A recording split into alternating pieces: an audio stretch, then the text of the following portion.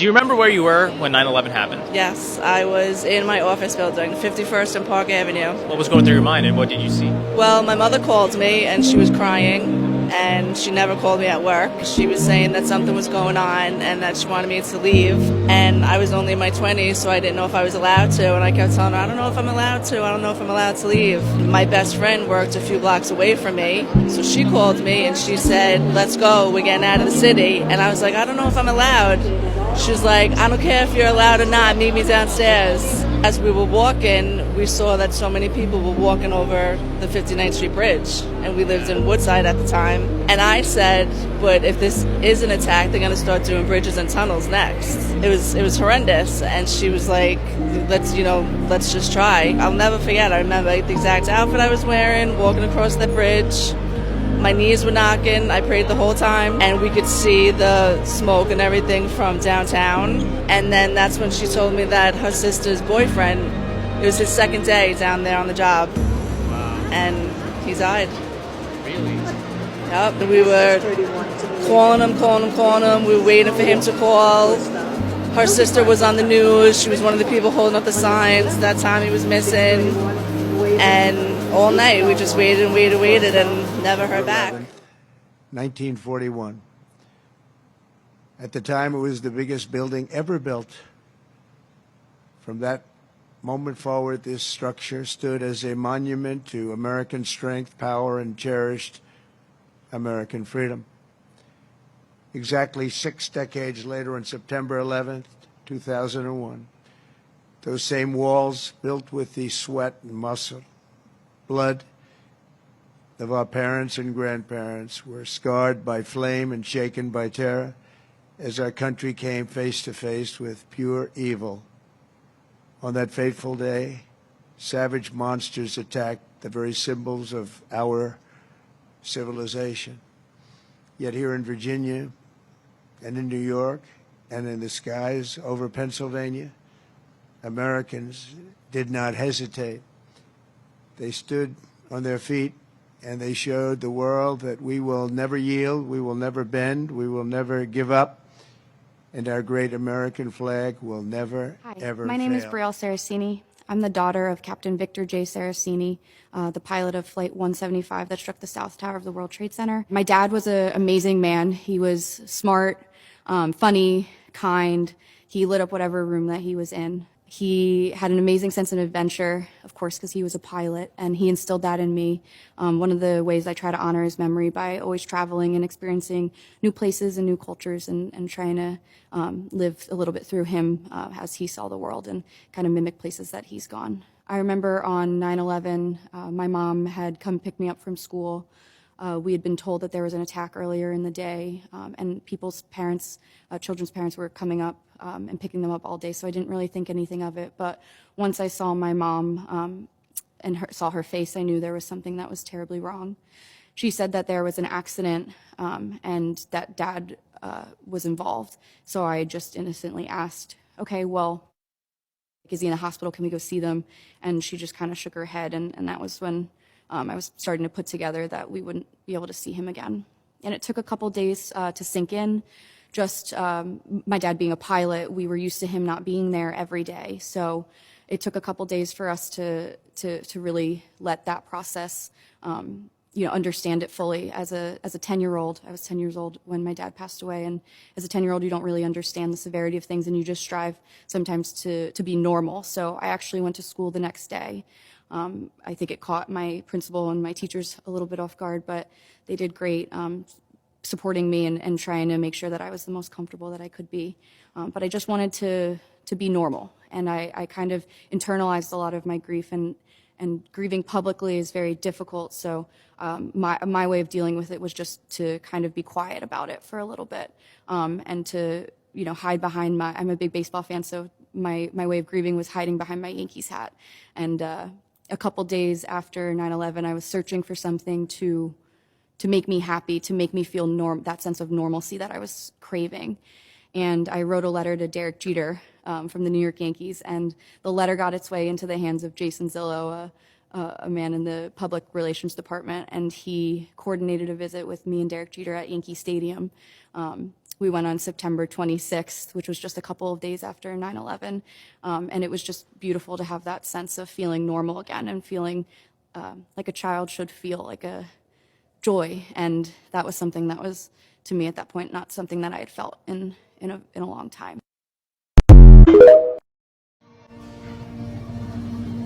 When you come into the gym and you see someone on 9/11 in full gear, this is what I'm talking about. Thank you. Thank you for everything. Guys, this is not just a stairway climbing. It's not just exercise. It's a memorial for the 343 firefighters that lost their lives climbing those staircases to save lives and rescue people. Hey, beautiful people, welcome to my YouTube channel. Thank you for stopping by. All credit goes to the creators in these videos, guys. September 11, 2001 was the day that changed the course of history. Thousands of innocent lives were lost, families were shattered, and America faced one of its darkest hours. But guys, the thing is that from that story, from that tragedy came stories of courage, sacrifices, and unity that will never be forgotten. So every year, on the 11th of September, people gather around the world as memorials to honor these victims and to thank those heroes that rushed into danger, and to even remind ourselves that even in the face of unimaginable loss, the human spirits can arise. So on that very same day, September 11th, every year, there's always a moment taken to look at these memorials and reflect and to say these heroes will never be forgotten. Most of you weren't even alive when this happened. But for some of us that remember exactly where we were, this is a day when everybody was on the same team because we were all just Americans. Now it seems like that's all changed.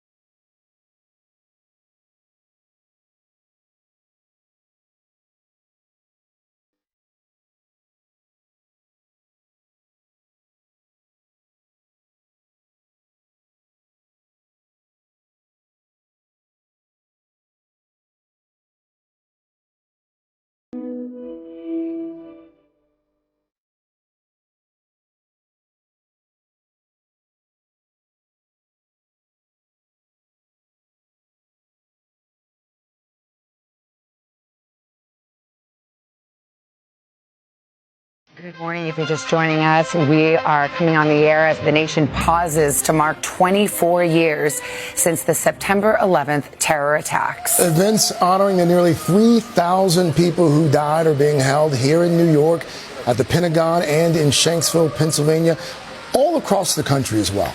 And those names of the lost will be read one by one. And in a moment here, we will pause and reflect. 8:46 that day, the first plane hit the North Tower at the Trade Center.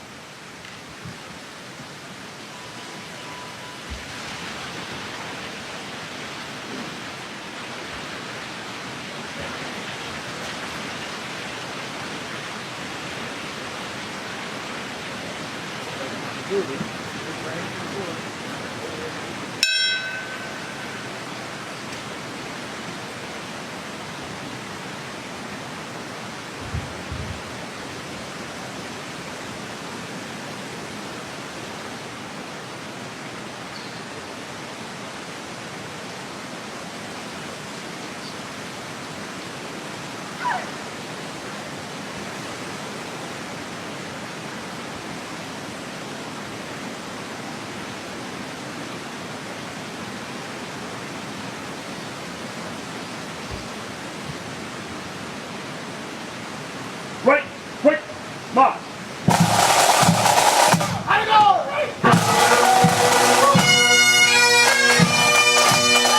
The first of 6 moments of silence that will be observed today, moments of impact when the planes hit the towers in New York City, the Pentagon, and a field in Shanksville, Pennsylvania, and then the collapse later that morning of those towers.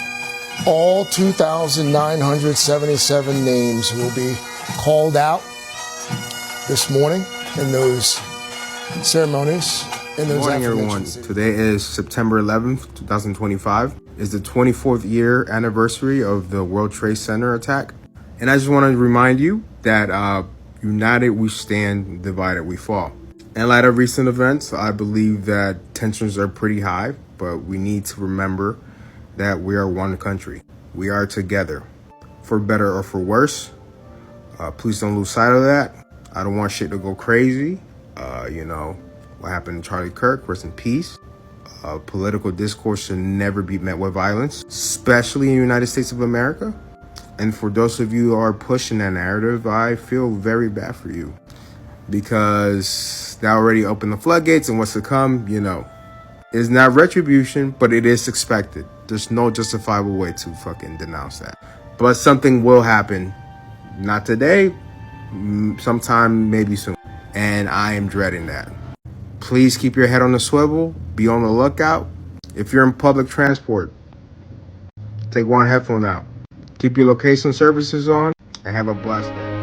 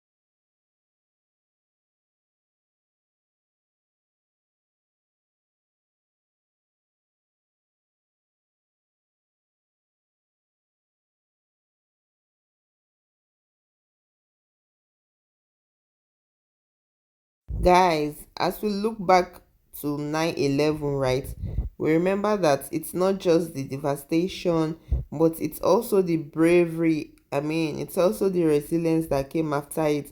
We remember the firefighters, we remember the police officers, we remember the first responders, yeah, all of them that gave everything. And we remember the families of those that carry the weight of this loss every single day. And we remember a nation that came together in solidarity, even proving that even in tragedy, hope can still shine through. And I believe that this 9/11 memorial stand as a promise that the lives that were lost will always be honored, and their stories will live for generations to come, right? Let me know your thoughts in the comments. Do you know anybody that was a survivor of the 9/11 crash? Let me know what you think in the comment section. I really want to read from you, and I'll see you in my next video. Please stay safe.